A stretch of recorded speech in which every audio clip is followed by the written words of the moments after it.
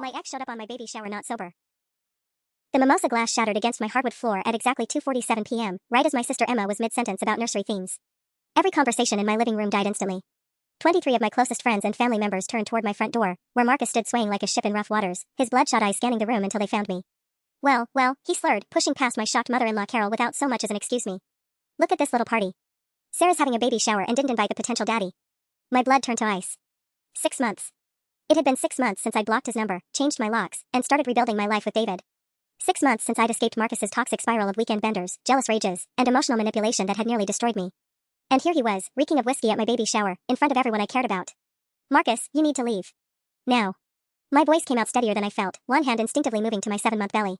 David immediately appeared at my side, his jaw clenched tight. Oh, come on, sweetheart.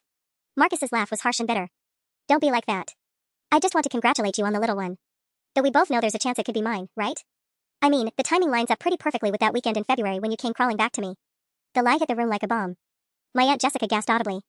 My best friend Maya's mouth fell open. I felt David's entire body go rigid beside me, though he knew Marcus was lying. We'd been together exclusively since January, and this baby was conceived in March during our romantic weekend in Napa Valley. That's not true and you know it, I said, my voice shaking now with anger rather than fear. You're drunk, Marcus. This is pathetic, even for you. He stumbled further into my living room, ignoring David completely as if he wasn't even there. Remember that little blue dress you wore to Romano's? The one I bought you for your birthday? You told me that night you'd never felt closer to anyone. His eyes were unfocused, but his voice carried that familiar manipulative edge I knew so well.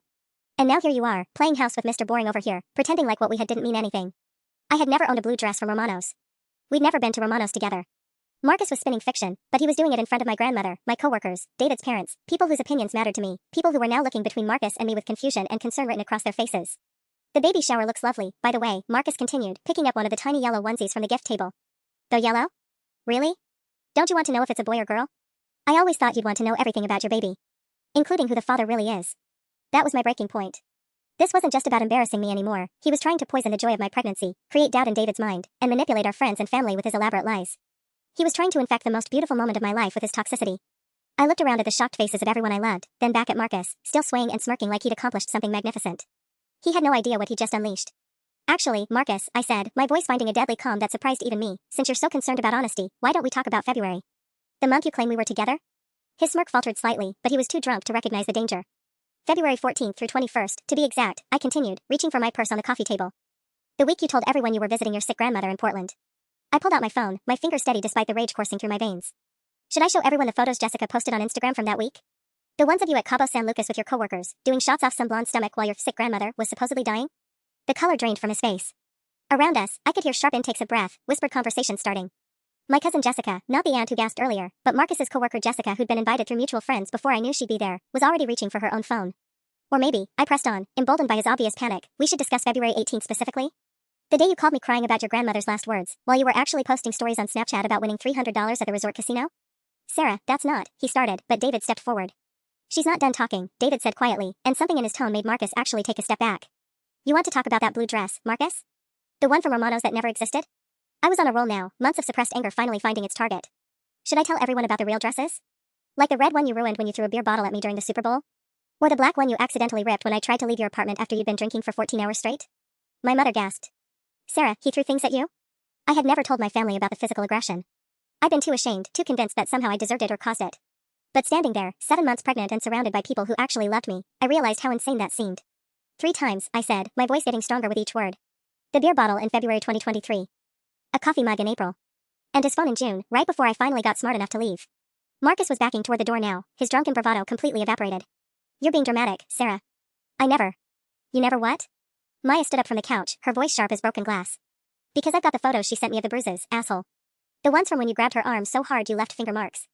I had forgotten about those photos. In my lowest moments, I'd sent them to Maya at 2 a.m., needing someone to validate that what was happening to me wasn't normal. Maya had begged me to report it, to leave him, to save myself. And I got the screenshots, added my sister Emma, waving her phone. Every text you sent her after she blocked you. Including the one from last Tuesday where you said you were going to make her pay for choosing that loser over a real man.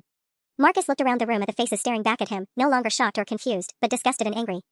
His lies had unraveled in less than 5 minutes, replaced by truths I hadn't even realized other people knew. This is insane, he muttered, stumbling toward the door. You're all crazy. But I wasn't done with him yet. Not even close.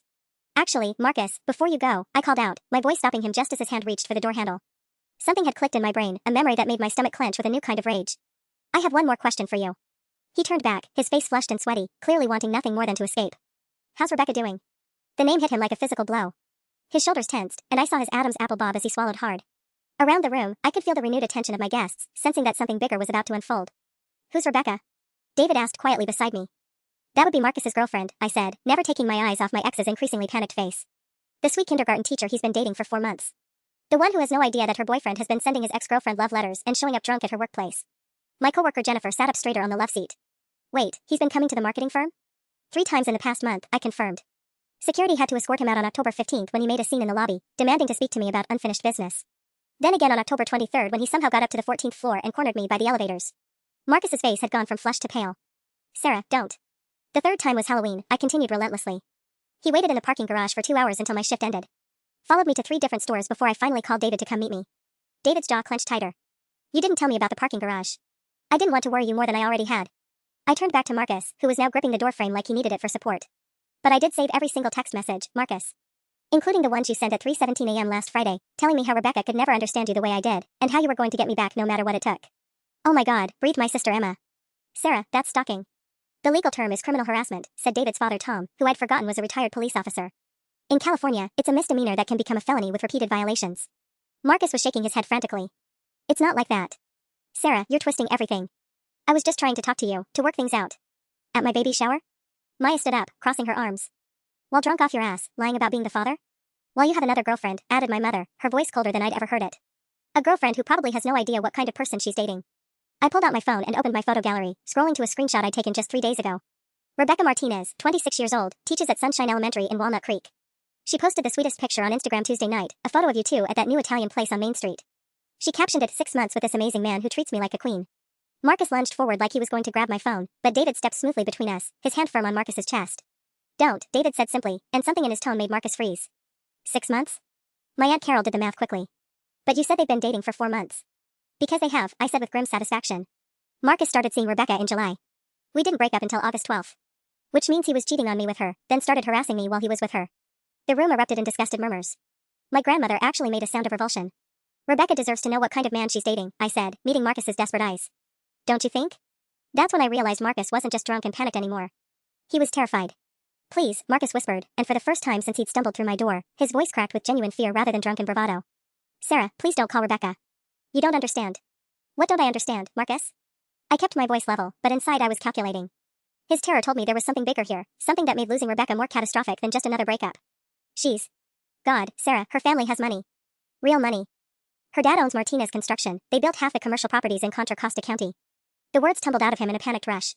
If she leaves me, if her family finds out what kind of person I really am. What kind of person you really are, I repeated slowly, letting the phrase hang in the air.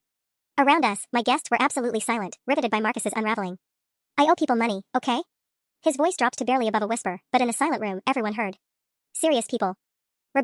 She's been helping me out. Small loans here and there, just until I get back on my feet. David's father Tom leaned forward. How much money are we talking about? Marcus's laugh was hollow and desperate. Started with $2,000 in August. 4 car repairs.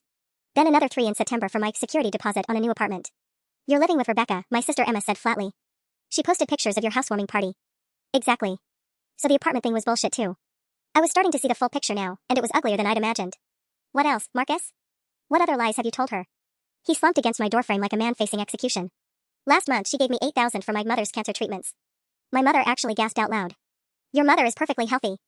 I saw her at Trader Joe's last week. $13,000, David calculated grimly. You've stolen $13,000 from this woman. It's not stealing. Marcus snapped, showing a flash of his old anger. I'm going to pay her back. The gambling thing, it's just a rough patch. I had a system for the football season, and it was working until it wasn't, I finished. Jesus Christ, Marcus. You're not just a stalker and an abuser. You're a con artist.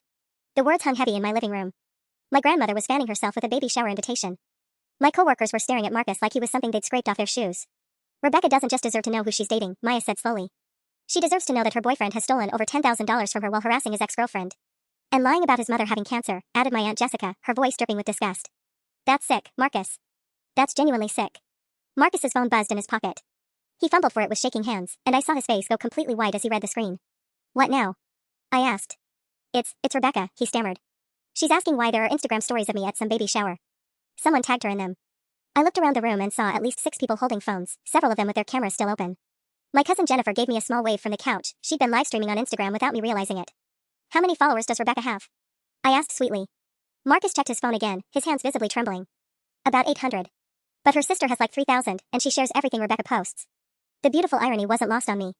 Marcus had crashed my private baby shower to humiliate me in front of 23 people. Instead, he'd confessed to financial fraud and criminal harassment in front of potentially thousands. She's calling me, he said, staring at his buzzing phone like it might explode. Oh God, she's actually calling. Answer it, I said quietly. Tell her the truth. Marcus stared at his buzzing phone like it was a live grenade. The ringtone, some generic pop song, filled my silent living room as 23 pairs of eyes watched him wrestle with his choice. Answer it, I repeated, my voice steady as steel. Tell Rebecca exactly what you told us. About the gambling debts. About the fake cancer. About how you've been harassing your pregnant ex-girlfriend while stealing her money. He let the call go to voicemail, but immediately the phone started buzzing again. She's persistent, Maya observed, settling back into the couch like she was watching the world's most uncomfortable reality show. I like her already. Please, Marcus whispered, looking directly at me. Sarah, I'm begging you. Don't do this. I'll leave you alone forever, I swear. I'll get help for the drinking, I'll pay Rebecca back every penny. With what money? David's father Tom interjected. Son, you just admitted to gambling away over $13,000. Where exactly is the payback money coming from? Marcus's phone stopped ringing, then immediately buzzed with a text notification. Then another. Then 3 more in rapid succession. What's she saying? My sister Emma asked with barely concealed glee. Marcus's face somehow got even paler as he read. She wants to know who Sarah is. Someone in the Instagram comments mentioned your name, and she's asking if you're my ex. The ex you told her was crazy and obsessive, I'm guessing? I'd heard that story before. Marcus had a talent for rewriting history, always casting his ex-girlfriends as unhinged stalkers while painting himself as a long-suffering victim. How did you? He stopped himself, but the damage was done. Because that's what you told everyone about me too, I said. Right up until tonight, when you proved to a room full of witnesses exactly who the obsessive one really is. His phone rang again. This time, the name Rebecca Redheart Crown flashed across the screen in letters big enough for half the room to see. Oh, that is precious, my Aunt Carol said dryly. A crown emoji. She really thinks you're her prince, doesn't she? Answer the phone, Marcus, David said, his voice carrying the same quiet authority he used in business meetings. Face the consequences of your choices like an adult. Marcus looked around the room one last time, searching for an ally, an escape route, anything. He found nothing but disgusted faces and crossed arms. With a shaking finger, he swiped to accept the call. Hey baby, he said, his voice cracking as he tried to sound casual. What's up?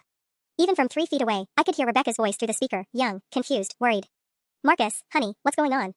People are tagging me in these videos of you at some party, and you look really upset. Whose baby shower is it? The room held its collective breath. It's nobody important, Marcus stammered. Just a work thing. Listen, can I call you back? I'm kind of in the middle of. Is Sarah your ex-girlfriend? Rebecca's voice cut through his excuse like a blade. Because someone in the comments said Sarah was your ex, and you told me your ex lived in Portland. I watched Marcus's face cycle through panic, anger, and resignation in the span of 3 seconds. Baby, I can explain. Marcus James Hoffman. Rebecca's voice had gone dangerously quiet. Did you lie to me about where your ex-girlfriend lives? The full government name. Even I had to wince at that. When women broke out the complete legal name, the relationship was already over, they just didn't know it yet. It's complicated, Marcus said weakly. Uncomplicated, Rebecca snapped. Right now. Are you at your ex-girlfriend's house? Marcus looked at me with pure desperation, silently begging me to somehow save him from the hole he dug himself into. I smiled and pulled out my own phone. Hi Rebecca, I called out, loud enough for her to hear through Marcus's speaker. This is Sarah. We should probably talk. The silence that followed was so complete I could hear my neighbor's dog barking 3 houses down. Rebecca's voice, when it finally came through Marcus's phone speaker, was barely controlled fury wrapped in kindergarten teacher sweetness. Oh, hello Sarah, she said, each word precisely enunciated. How wonderful to finally meet you. Marcus has told me so much about you. Well, apparently not enough, but we'll get to that. Marcus was frantically shaking his head at me, mouthing please don't over and over. But I was 7 months pregnant, exhausted from being terrorized for months, and absolutely done with his manipulation. Rebecca, I think there are some things you should know about your boyfriend, I said clearly. Starting with the fact that he's currently drunk at my baby shower, claiming my baby might be his. The sharp intake of breath through the phone was audible to everyone in the room. He's what? He also mentioned that he's borrowed some money from you recently, I continued, ignoring Marcus's increasingly frantic gestures. For car repairs and apartment deposits and your mother-in-law's cancer treatments? My future mother-in-law doesn't have cancer, Rebecca said slowly, and I could practically hear the pieces clicking together in her mind. She just retired last month from her job at the bank. She's perfectly healthy. Maya actually started slow clapping from the couch. Oh, this is better than cable. Rebecca, Marcus jumped in desperately, baby, please let me explain. Sarah's trying to cause problems because she's jealous. Jealous? Rebecca's laugh was sharp enough to cut glass. Marcus, you are at another woman's baby shower. Drunk. Claiming her baby might be yours. After lying to me about where she lives, lying about your mother's health, and apparently lying about God knows what else. Explain that. David's father Tom leaned forward with professional interest. Miss, if I may, this is Tom Chen, I'm a retired police officer. You should know that Marcus has admitted to the room that he owes money to what he called serious people and has been taking loans from you under false pretenses. In California, that constitutes. Marcus owes money to who? Rebecca's voice cracked like a whip. What serious people? Marcus looked like he wanted to crawl into a hole and die. Baby, it's not as bad as it sounds. How much? Rebecca demanded. How much money do you owe, and to who? The room watched Marcus struggle with the question like a fish on a hook. Finally, he whispered, about 47,000. To Tony Marchetti. The name hit the phone call like a bomb. Even I recognized it. Tony Marchetti owned 3 sports bars in Oakland and had been in the news 2 years ago for alleged connections to illegal gambling operations. $47,000? Rebecca shrieked, her kindergarten composure completely shattered. Marcus, what the hell have you done?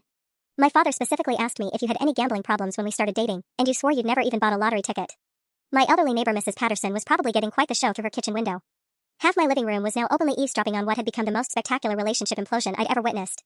And you've been using MY money to pay off illegal gambling debts? Rebecca continued, her voice rising with each word. The $8,000 I gave you for your mother's fake cancer treatments went to some Oakland loan shark. Rebecca, please, Marcus tried. Don't you dare, Rebecca, please me. I borrowed that money against my teaching salary. I took out a personal loan because you cried and begged and told me your mother was dying. Emma grabbed my arm, whispering, Sarah, this is insane. He's in way deeper than we thought. She was right. I'd wanted to expose Marcus as a manipulative ex-boyfriend. I hadn't expected to uncover what sounded like a seriously dangerous financial situation involving people who didn't accept late payments gracefully. Rebecca, I said carefully, I think you need to hang up and call your bank. The silence that followed my suggestion was deafening. Through Marcus's phone speaker, I could hear Rebecca's sharp, shallow breathing, the sound of someone trying not to hyperventilate. My bank? Rebecca's voice was barely a whisper. Sarah, why would I need to call my bank? Marcus's face went absolutely gray. No, he muttered, shaking his head frantically. Sarah, don't. Please. But I was looking at his phone screen, visible in his trembling hand, and I could see a string of notification badges. Banking app, 3 notifications. Venmo, 7 notifications. Cash App, 12 notifications. The apps were lit up like a Christmas tree of financial disaster. Rebecca, when did you give Marcus access to your accounts? I asked gently. I didn't give him access to anything, she said, but uncertainty crept into her voice. I mean, he knows my Venmo password because we split dinner bills sometimes, but that's just connected to my checking account with like a $500 limit. David leaned closer to me. Sarah, what are you thinking? I was thinking about Marcus's desperation, about $47,000 owed to dangerous people, and about a kindergarten teacher who'd already admitted to lending him $13,000 in cash. A woman who trusted him enough to let him know her passwords. Marcus, I said quietly, show Rebecca your transaction history. Right now. I'm not showing anyone anything, he snapped, but his voice cracked with panic. This is between me and Rebecca. My cousin Jennifer, still recording from the love seat, spoke up. Dude, you're already on livestream confessing to fraud. Might as well go full transparency. I'm on what? Marcus spun toward Jennifer, nearly losing his balance. Instagram Live, Jennifer said cheerfully, holding up her phone. Started recording when you walked in. Currently got about 200 viewers, including several people who tagged Rebecca's sister Michelle. Rebecca's voice came through the speaker like ice water. Marcus. Check your phone notifications. Right now. Baby, I can explain. Check them. With shaking fingers, Marcus opened his banking app. Even from where I stood, I could see the red numbers. His checking account showed minus $2,847.62. But it was the transaction history that made my stomach drop. Oh my god, Maya breathed, apparently able to see the screen from the couch. What? Rebecca demanded. Someone tell me what's happening. Marcus's recent transactions told a story of escalating desperation. Venmo request from Rebecca Martinez, $500, approved 3 days ago. Another Venmo request, $800, approved yesterday. But the one that made me feel sick was from this morning, Venmo request for $1,200, approved automatically at 6:47 a.m. Rebecca, I said carefully, you need to check your account balances. All of them. He's been draining her accounts, David's father Tom said grimly, his police training evident. Automated requests while she's sleeping. Classic financial abuse pattern. Through the phone speaker, we could hear Rebecca frantically typing, presumably logging into her banking apps. The silence stretched for 30 seconds. 45 seconds. A full minute. Then, Marcus James Hoffman, where's my money? Her scream was so loud that Marcus actually dropped his phone. It clattered to my hardwood floor, but Rebecca's voice kept coming through the speaker. $23,000. You've taken $23,000 from my accounts. My savings, my checking, my teaching retirement fund. $23,000. Combined with the $13,000 in loans, Marcus had stolen $36,000 from Rebecca. And he still owed $47,000 to Tony Marchetti. Rebecca, breathe, I said, picking up Marcus's phone from the floor. Are you somewhere safe right now? I'm at my sister's house, she sobbed. Oh god, Sarah, what kind of person have I been dating? Michelle's looking over my shoulder at my bank statements and she's ready to drive over there and murder him. Marcus lunged for his phone, but David smoothly intercepted him. I don't think so, buddy. This is my life you're destroying. Marcus snarled at me, his drunken facade finally cracking completely. You vindictive bitch, this is exactly why Why you what? David stepped between us, his voice deadly quiet. Finish that sentence, Marcus. Tell us exactly what Sarah deserved. But Marcus had finally realized the magnitude of his situation. Drunk, exposed as a fraud and stalker, caught stealing from his girlfriend, and apparently in debt to dangerous people for more money than he could possibly repay. He looked around my living room one last time, at my disgusted family, my horrified friends, David's protective stance, and me with his phone in my hands, connected to his sobbing victim. Rebecca, I said into the phone, I think you need to call the police. The words call the police hung in the air like a death sentence. Marcus's face cycled through the 5 stages of grief in real time, denial, anger, bargaining, depression, and finally, a cold acceptance that chilled me more than his earlier rage. No, he said quietly, straightening up with an eerie calm that made David tense beside me. No police. Through the phone speaker, Rebecca was still crying, but I could hear another voice in the background, presumably her sister Michelle, saying something about pressing charges and financial fraud. Rebecca, stay on the line, I said firmly, but Marcus's demeanor had shifted in a way that made my skin crawl. The desperate, panicked man from 5 minutes ago was gone, replaced by someone calculating and dangerous. You know what's funny, Sarah? Marcus said, his voice unnaturally steady. You think you've won something here. But you have no idea what you've just done. My grandmother shifted uncomfortably in her chair. Marcus, dear, I think you should call someone to pick you up. Shut up, Marcus snapped at her, and the casual cruelty in his voice made David's hands clench into fists. Don't you dare talk to her like that, David warned. But Marcus was focused entirely on me now, his bloodshot eyes sharp with a clarity that scared me more than his drunken stumbling head. Tony Marchetti doesn't care about your little revenge fantasy, Sarah. He doesn't care about Rebecca's feelings or your baby shower drama. He cares about his $47,000, plus the 11% weekly interest that's been accumulating since September. The number hit the room like a physical blow. Weekly interest. I did quick mental math and felt sick. How much do you actually owe? David's father Tom demanded, his cop instincts fully engaged. Marcus laughed, and the sound was hollow and terrifying. As of today? $63,412. And it goes up by about $7,000 every week I don't pay. Through the phone speaker, Rebecca's crying had stopped. Marcus, her voice was barely a whisper, what happens if you don't pay? The silence that followed her question was answer enough. Oh my god, Maya breathed from the couch. Sarah, this isn't just fraud. This is why I needed Rebecca, Marcus interrupted, his voice taking on that manipulative tone I knew so well. Her family's construction business, her trust fund she hasn't touched yet, her father's connections.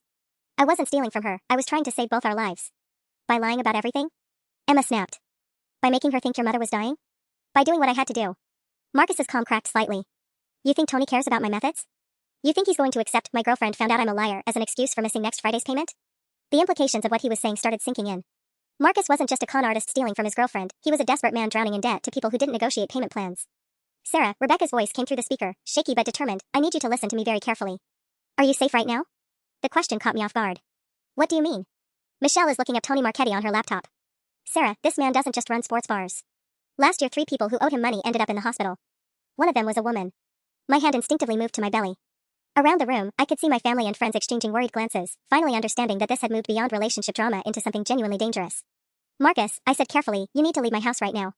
But he was shaking his head, that eerie calm settling over him again. See, that's the problem, Sarah. Thanks to your little performance tonight, I don't have anywhere else to go. Marcus's words sent a chill down my spine that had nothing to do with the December air coming through my still open front door.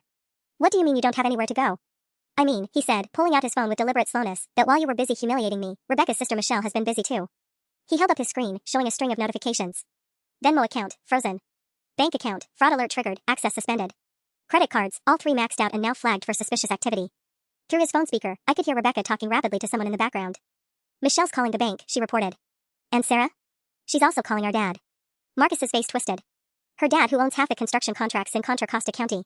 Her dad who plays golf with the police chief and has city council members over for barbecues. His laugh was bitter and desperate. Congratulations, Sarah.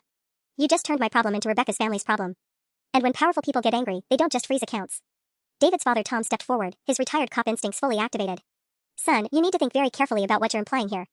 I'm not implying anything, Marcus snapped. I'm telling you that Rebecca's father is going to make some phone calls tonight. And tomorrow morning, Tony Marchetti is going to know exactly who's responsible for his money disappearing. The blood drained from my face as I understood what he was saying. You're going to tell a loan shark that I'm the reason you can't pay him back. I'm going to tell him the truth, Marcus said with terrifying matter-of-factness. That my ex-girlfriend sabotaged my relationship with the only person who could help me cover the debt. That Sarah Chen of 847 Maple Street deliberately destroyed my only source of income. He knew my address. Of course he knew my address, he'd been stalking me for months. But hearing him say it out loud, in front of my family, while talking about dangerous criminals, made my knees weak. Marcus, that's extortion, David said, stepping closer to me protectively. That's survival, Marcus corrected. You think I wanted any of this? You think I plan to owe $63,000 to someone who breaks kneecaps for late payments? His voice cracked slightly. I was 3 weeks away from paying him back completely. 3 weeks. Rebecca's trust fund becomes accessible on her 27th birthday, December 28th. $48,000 that she was already planning to lend me for a business investment. My Aunt Jessica made a disgusted sound. You were going to steal her inheritance too. I was going to borrow it and pay her back triple. Marcus exploded, his calm finally shattering completely. But now, thanks to Sarah's little revenge show, Rebecca hates me, her family's involved, and Tony's weekly payment is due in 6 days with money I'll never have. Through the phone speaker, Rebecca's voice cut through his rant. Marcus, I can hear everything you're saying, and I'm recording this call. The statement hit him like a slap. He stared down at the phone in my hands, seeming to forget that Rebecca was still listening to every word. You're recording this? He whispered. Michelle set it up, Rebecca said, her voice steadier now. Everything you just said about planning to steal my trust fund, about threatening Sarah, about owing money to criminals, it's all recorded. Marcus lunged for the phone, but David caught his wrist. Don't even think about it. You don't understand. Marcus screamed, his composure completely gone now. If Tony doesn't get his money on Friday, people are going to get hurt. And it's not going to be just me anymore. The threat hung in the air like poison gas. My mother moved closer to my grandmother. Maya stood up from the couch, positioning herself near the kitchen where I knew she kept pepper spray in her purse. But it was my sister Emma who asked the question we were all thinking. Marcus, are you threatening my pregnant sister? His wild eyes found mine across the room, and for a terrifying moment, I saw a man with absolutely nothing left to lose. The question hung in the air for 3 heartbeats before Marcus's phone buzzed with an incoming call. The name on the screen made everyone in the room go silent. Tony M. Marcus stared at the phone like it was a live snake. Oh God. Oh God, he's calling. Don't answer it. Rebecca's voice came through my phone, but her words were drowned out by the insistent buzzing. I have to, Marcus whispered, his face going gray. If I don't answer when Tony calls. He swiped to accept the call with a trembling finger. Marcus, my friend. The voice that boomed through the speaker was jovial, with just a hint of an accent. But there was something underneath the friendliness that made my skin crawl. I hope I'm not interrupting anything important. No, Tony, of course not. What can I? See, here's the thing, Tony continued, his tone still conversational. I just got a very interesting phone call from Rebecca Martinez's father. Seems like there's been some confusion about money that belongs to me. Marcus's legs actually gave out. He collapsed into my armchair, the phone shaking in his hands. Tony, I can explain. Oh, I'm sure you can. You always got explanations, don't you, Marcus? Like last month when you explained how your grandmother was sick. Or 3 weeks ago when you explained about the sure thing with the Raiders game. Tony's laugh was like ice cubes clinking in a glass. But see, explanations don't pay interest, do they? Around my living room, 23 people were frozen in horror, listening to a conversation that sounded like something out of a movie. Mr. Martinez was very apologetic, Tony continued. Said his daughter got mixed up with the wrong kind of guy. Said he wanted to make things right. Real stand-up family, the Martinez clan. What did you tell him? Marcus croaked. I told him the truth, Marcus. That $63,000 is still $63,000, no matter where it comes from. And that interest keeps running until every penny is back in my pocket. My blood turned to ice water. Through my phone speaker, I could hear Rebecca sobbing again, and her sister Michelle's voice in the background. Dad's not going to pay a loan shark. No way in hell. But here's what's really interesting, Tony's voice took on a sharper edge. Mr. Martinez mentioned something about a baby shower? Said there was some kind of scene with an ex-girlfriend who ruined everything? Marcus's eyes found mine across the room, and I saw pure hatred burning in them. Her name is Sarah Chen, he said clearly. She lives at 847 Maple Street in Walnut Creek. Every person in my living room gasped. David stepped forward like he was going to grab the phone, but Tony's voice cut through the movement. Sarah Chen, Tony repeated thoughtfully. Now why would I care about some pregnant lady at a baby shower, Marcus? Because she's the reason Rebecca's family got involved. Marcus's voice cracked with desperation. She deliberately sabotaged my relationship, knowing I needed that money to pay you back. She wanted to destroy my life. The silence that followed was so complete I could hear my own heartbeat. Then Tony laughed, a sound like breaking glass. You know what I love about you, Marcus? Even when you're drowning, you're still trying to drag other people down with you. His voice hardened. But here's the thing about business, I don't care about your relationship problems. I care about my money. But Tony. Friday, Marcus. 5 o'clock. Pacific Wharf, Pier 7. You bring me $63,412, or we discuss alternative payment methods. And Marcus? Yeah? Next time you think about giving me some pregnant lady's address because you're mad at the world, remember that I'm a businessman, not a monster. The only person I have a problem with is the person who owes me money. The line went dead. Marcus sat in my armchair, staring at his silent phone, looking like a man who just signed his own death warrant. 4 days, he whispered. I have 4 days to find $63,000. His eyes swept the room one more time, cataloging faces, memorizing names. When his gaze landed on me, I saw something that made my blood freeze. Marcus smiled. You know what, Sarah? You're right. This is all my fault. I made my choices. He stood up slowly, pocketing his phone. But here's the thing about consequences, sometimes they don't just affect the person who deserves them. He walked toward my front door, stepping over the broken mimosa glass like it wasn't there. Marcus, David called after him, where are you going? Marcus paused in my doorway, silhouetted against the December darkness.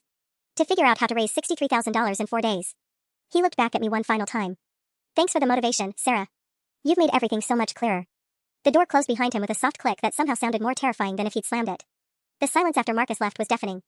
23 people sat frozen in my living room, processing what we just witnessed.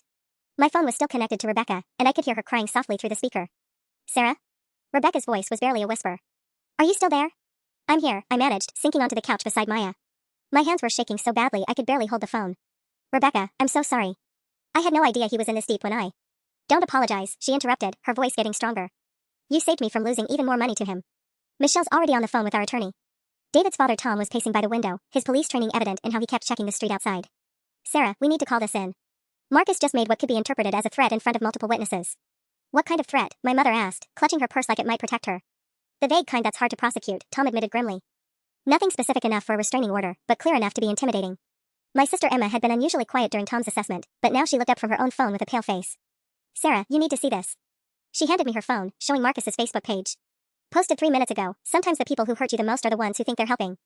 Consequences have a way of spreading beyond the person who deserves them. 847, Maple Street, some addresses just stick in your mind. He posted my address on social media? My voice came out as a squeak.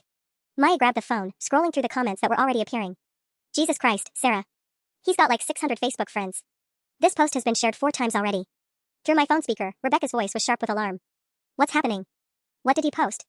I read her Marcus's Facebook post, and the silence that followed told me everything I needed to know about how dangerous this had become. Michelle's calling the police right now, Rebecca said finally. Sarah, you can't stay at that house tonight. She's right, David said, already moving toward the hall closet. We're packing a bag and going to my place. But my stubborn streak kicked in, the same one that had gotten me through leaving Marcus in the first place. I'm not running away from my own home because my pathetic ex-boyfriend owes money to criminals. Sarah Eleanor Chen, my mother used my full name, which meant she was terrified. You are 7 months pregnant. This is not the time for pride. It's not about pride, I protested, but even as I said it, I knew she was right. This wasn't just about me anymore. I had a baby to protect. My cousin Jennifer, who'd been recording everything, spoke up from the love seat. The Instagram live ended when Marcus left, but I saved everything. The confession about stealing from Rebecca, the phone call with Tony, all of it. Good, Tom nodded approvingly. That's evidence. But Sarah, you need to understand, Marcus is desperate, publicly humiliated, and facing real physical danger in 4 days. That makes him unpredictable. As if summoned by Tom's words, my phone buzzed with a text from an unknown number. You looked beautiful today, Sarah. That blue dress really brings out your eyes. Sleep well. I wasn't wearing a blue dress. I was wearing a yellow maternity sweater. But Marcus's new girlfriend Rebecca owned several blue dresses. I'd seen them in her Instagram photos. The realization hit me like a sledgehammer. Marcus wasn't just threatening me. He was already watching Rebecca too. My hands went numb as the implications crashed over me. He's watching Rebecca, I whispered, showing the text to David. The blue dress, that's what she was wearing in her Instagram story from this afternoon. Through the phone speaker, Rebecca's sharp intake of breath confirmed my fear. I posted that photo 2 hours ago. I was at the grocery store on Willow Street. Oh God, has he been following me? Maya grabbed my phone, reading the text aloud for everyone. The room erupted in concerned voices, but Tom's police training cut through the chaos. This changes everything, he said grimly, pulling out his own phone. I'm calling Detective Rodriguez at Walnut Creek PD. This isn't just harassment anymore. Marcus is actively surveilling 2 women, one of them pregnant, while facing financial pressure from organized crime. Wait, Emma said, her face pale as she stared at her phone. It gets worse. Marcus just posted again. She held up her screen showing a new Facebook post from 4 minutes ago. Funny how some people think they can destroy someone's life without consequences. Rebecca Martinez, 1247 Oak Avenue, Unit 12B. Sarah Chan, 847 Maple Street. Addresses have power, don't they? Tony understands power. The blood drained from my face. He just posted both our addresses publicly, with a clear reference to Tony Marchetti. Through my phone, Rebecca's voice cracked. He knows my exact apartment number. Sarah, I've never told him my apartment number. My mail goes to my dad's business address because of a stalker I had 3 years ago. How could he know it then? David asked, but I was already thinking about Marcus's desperation, his mounting debt, and his 4-day deadline. He's been planning this, I realized, the pieces clicking together with horrifying clarity. The baby shower wasn't a drunken mistake. He came here knowing exactly what he was going to do. My phone buzzed with another text from the same unknown number. Rebecca's sister Michelle drives a white BMW, license plate 7G4X892. She left the Martinez house at 4:17 p.m. Some families are very predictable. Tom grabbed my phone, reading the message with the focused intensity of someone cataloging evidence. He's been conducting surveillance on Rebecca's entire family. The apartment number, the license plate, the timing, this is premeditated stalking. Maya stood up abruptly, grabbing her purse. Sarah, I don't care if you want to be stubborn. We're leaving. Now. But as she moved toward the hallway, headlights swept across my front windows. A dark sedan pulled into my driveway, moving slowly like the driver was reading house numbers. Everyone in the room froze. That's not Marcus's car, David said quietly, moving to peer through the curtains. It's a black Audi. 2 people inside. Tom positioned himself by the window, his body language shifting into cop mode. Rebecca, are you still on the line? I'm here, she whispered. Michelle's watching a car circle our block too. Different car, a gray pickup truck. The sedan in my driveway sat there for 30 seconds, engine running, before slowly backing out and disappearing down Maple Street. But the message was clear, Marcus wasn't working alone anymore. My phone buzzed one final time. 4 days, ladies. Tony's very interested in meeting the people who cost him $63,000. Sweet dreams. I looked around at my family and friends, people who'd come to celebrate my pregnancy and were now witnesses to what felt like the beginning of a nightmare. Tom, I said, my voice steadier than I felt, make that phone call to Detective Rodriguez. And David? Yeah? Start packing that bag. The police took 47 minutes to arrive, which felt like 47 hours. Detective Rodriguez was a compact woman in her 50s with graying hair and the kind of steady presence that made me feel marginally safer. She sat across from me at my kitchen table, taking notes while David made coffee with shaking hands. So Marcus Hoffman posted both your addresses publicly, along with what appears to be a veiled threat involving Tony Marchetti, she summarized, reviewing her notes. And you've received surveillance photos proving he's been watching both you and Ms. Martinez. The license plate information, Tom added from his position by the window, where he'd been keeping watch since the black Audi left. He had Michelle Martinez's exact plate number and knew what time she left her parents' house. That's not casual observation. Detective Rodriguez nodded grimly. We've been aware of Tony Marchetti's operation for 2 years. He's careful, never directly threatens anyone himself, but people who owe him money have a way of becoming very motivated to pay. My phone rang, Rebecca's name flashing on the screen. I put it on speaker with Rodriguez's permission. Sarah, something's wrong. Rebecca's voice was tight with fear. My dad got a phone call 20 minutes ago. Someone claiming to be from Marcus's business associate suggesting that our family might want to help resolve Marcus's situation before it affects other innocent people. Rodriguez leaned forward, suddenly alert. What exactly did they say? That Marcus had explained how my family's interference had complicated his ability to meet his obligations, Rebecca continued. The caller said Tony Marchetti was a reasonable businessman who preferred collaborative solutions to unpleasant alternatives. They're pressuring Rebecca's family to pay Marcus's debt, I realized, feeling sick. $63,000. It gets worse, Rebecca said. My dad owns Martinez Construction. We have job sites all over Contra Costa County, equipment worth millions, employees who depend on us for their livelihoods. The caller made sure to mention how much he admired our extensive operations and hoped nothing would disrupt our business relationships. Detective Rodriguez was writing furiously. Classic extortion pattern. They identify leverage points and apply pressure indirectly. Has your father indicated he's considering paying? The silence that followed answered the question. Rebecca? I prompted gently. He's scared, Sarah. Not for himself, but for our employees, our family. Tony Marchetti's people did their research. They know my little brother goes to UC Davis, that my mom volunteers at the Children's Hospital, that our company has a contract to build the new elementary school on Pine Street. Maya, who'd been quietly scrolling through her phone, suddenly looked up. Sarah, Marcus posted again. 15 minutes ago. She handed me her phone, showing a Facebook post that made my blood freeze. Update, 72 hours remaining. Spoke with business associates about expanding the circle of responsibility. Amazing how many people can be affected by one person's selfishness. Sarah Chan's baby is due February 18, 2024. Rebecca Martinez teaches kindergarten at Sunshine Elementary, Room 7B. Michelle Martinez works at Contra Costa Community Bank, Downtown Branch. Information is power, and power has consequences. He'd researched all of us. My due date, Rebecca's classroom number, Michelle's workplace, details that could only come from deliberate investigation. Jesus Christ, David breathed, reading over my shoulder. He's building a target list. Detective Rodriguez was already on her radio, calling for additional units. This crosses the line from harassment into criminal threats. We're bringing Marcus in tonight. But as if he'd heard her, my phone buzzed with one final text. Police won't help you, Sarah. They can't protect everyone all the time. 72 hours to fix what you broke. Choose wisely.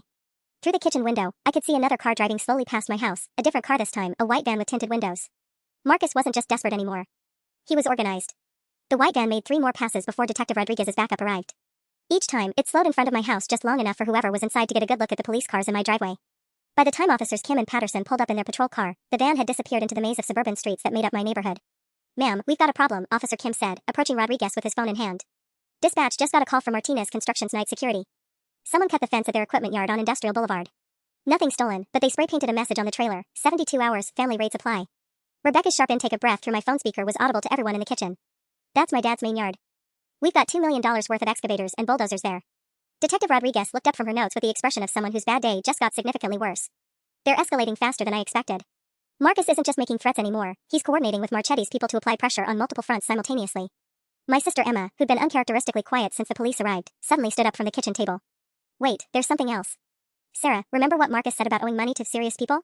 I've been thinking about that number, $63,000. What about it? David asked, refilling Rodriguez's coffee cup with hands that were steadier now that we had police protection. It's not random, Emma said, pulling out her phone and opening her calculator app. I work in accounting, so numbers stick with me. $63,412 at 11% weekly interest, compounded over approximately 16 weeks. Detective Rodriguez looked up sharply. You're suggesting the debt is older than Marcus claimed? I'm suggesting Marcus has been lying about when this started, Emma said grimly. If he borrowed the original amount in August like he told us, the math doesn't work. But if he borrowed $40,000 in April, right after Sarah broke up with him the first time, remember? Then the current amount makes perfect sense. The implications hit me like a physical blow. He's been planning this for 8 months. The gambling debt isn't because of our breakup happened because he was already spiraling into debt and taking it out on me. Through my phone speaker, Rebecca's voice was barely controlled fury. That means he targeted me deliberately. He didn't just happen to meet me in July, he specifically looked for someone who could help him cover a debt that was already spinning out of control. Maya grabbed my arm, her fingernails digging in. Sarah, if Emma's right about the timeline, then Marcus showing up at your baby shower wasn't a desperate last-ditch effort. It was step 1 of a plan he's been developing for months. Detective Rodriguez was already back on her radio, requesting additional patrols for Rebecca's family home and the Martinez construction properties. We need to assume Marcus has been surveilling both families long enough to know routines, vulnerabilities, and pressure points. This isn't harassment, it's organized intimidation with professional backing. My phone buzzed with a text from yet another unknown number. Michelle Martinez left Downtown Bank Branch at 5:43 p.m., stopped for gas on Main Street, arrived home 6:08 p.m. David Chen's Tesla is registered to 2847, Pine Valley Drive, Unit 204. Sarah's mother Helen Chen teaches piano lessons Tuesday and Thursday evenings at 412 Elm Street. Amazing how much information is publicly available when you know where to look. The text included a photograph, a grainy shot of my mother's car parked outside the community center where she volunteers to teach piano to low-income children. Detective Rodriguez read the message and immediately grabbed her radio again. All units, we need protective details on multiple civilians. This has become a coordinated stalking operation with organized crime involvement. But as she spoke, my phone rang with a call from my mother's number.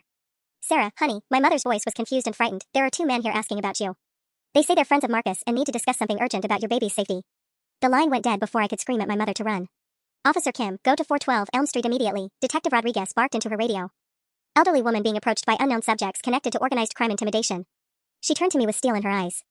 Sarah, we're ending this tonight.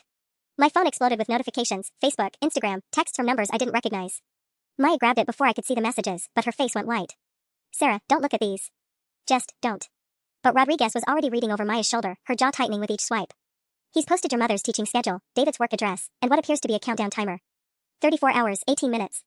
Through my landline phone, Rebecca was still connected, came the sound of sirens in the background. Sarah, my dad just called. 3 patrol cars just surrounded Tony Marchetti at his sports bar on Telegraph Avenue. They're bringing him in for questioning about extortion and criminal conspiracy. The room went silent except for the police radio chatter. Then Detective Rodriguez's phone rang. Rodriguez here, she answered, putting it on speaker. What's the situation at Elm Street? False alarm, detective, came Officer Kim's voice. No men here. Mrs. Chen is safe, but she did receive a phone call from someone claiming Sarah was in the hospital. She was heading to her car when we arrived. The relief lasted exactly 3 seconds before my phone rang again. This time it was Marcus's real number. Hello, Sarah, his voice was eerily calm.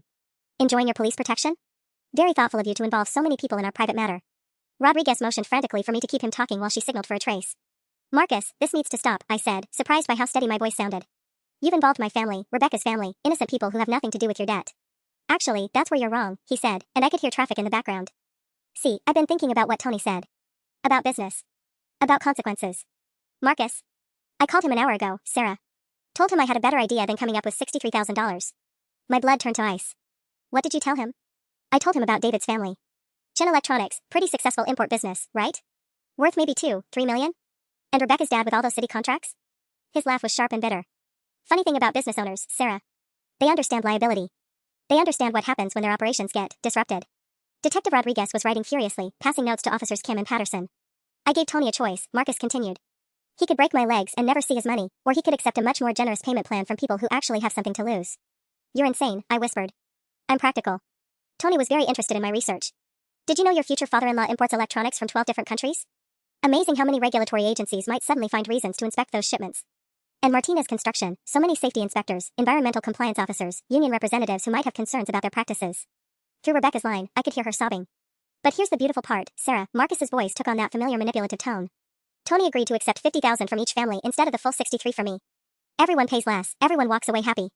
Well, everyone except the people who caused this mess in the first place. Detective Rodriguez held up a note, keep him talking, we have his location. What do you want, Marcus? I asked. I want you to call David's father and Rebecca's father. Tell them Tony Marchetti will accept $50,000 from each family by tomorrow night, or he'll make their business operations his personal project. Very simple. And if we refuse? The silence stretched for 10 seconds. Then, Sarah, you're 7 months pregnant. David drives the same route to work every day. Your mother teaches piano at the community center every Tuesday and Thursday. Rebecca works alone in her classroom until 6 p.m. preparing lessons. Michelle walks her dog through Heather Park at 7 a.m. every morning. His voice dropped to a whisper, I've been watching all of you for months. I know everything about your routines, your families, your vulnerabilities. The question isn't what happens if you refuse, it's whether you're willing to let everyone you care about pay the price for your revenge. My phone buzzed with a text containing photos, David leaving his office, my mother at the grocery store, Rebecca in her classroom, Michelle with her dog. All taken today. 24 hours, Sarah. Make the calls. The line went dead just as Detective Rodriguez's radio crackled with an update, suspect vehicle located, Industrial Boulevard. Moving to apprehend. But my phone was already ringing again, this time it was David's father. Sarah, Tom's voice was grim, we need to talk.